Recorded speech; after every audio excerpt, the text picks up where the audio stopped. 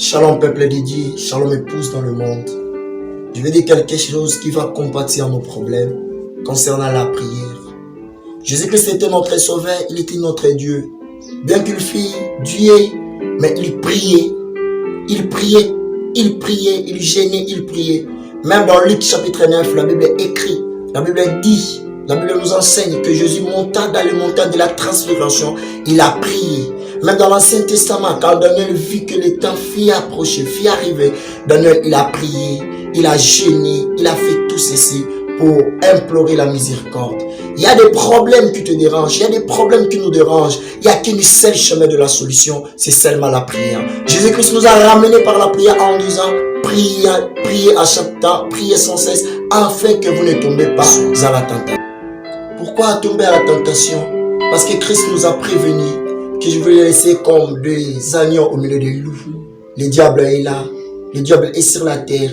Il est là pour dévorer, il est là pour détruire la vie de chrétiens. Alors, il n'y a qu'une seule solution pour nous, c'est la prière. Or, la prière, ce n'est pas l'effet de fermer les yeux ou de prononcer des vaines paroles, comme Jésus dit, que le païen pense qu'en forçant de paroles vaines, qu'il sera exaucé. Non, ce n'est pas ça la prière. La prière, c'est une dimension. La prière, c'est un dialogue d'un chrétien avec son Créateur. Quand tu pries, il faut monter dans des profondeurs. Il faut prier comme tu es devant la présence de ton Créateur. C'est pourquoi la Bible nous dit que celui qui s'approche de Dieu doit croire premièrement, la première chose, doit croire premièrement que Dieu existe.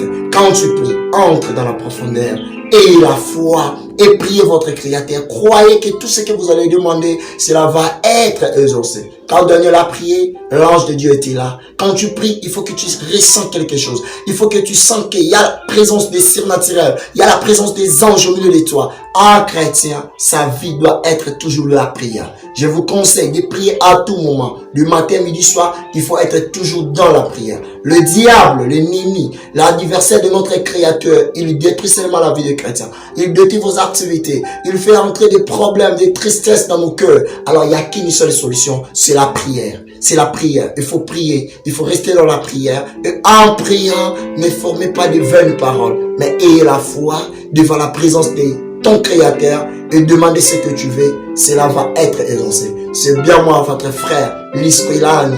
J'ai intervenu pour vous motiver concernant la prière.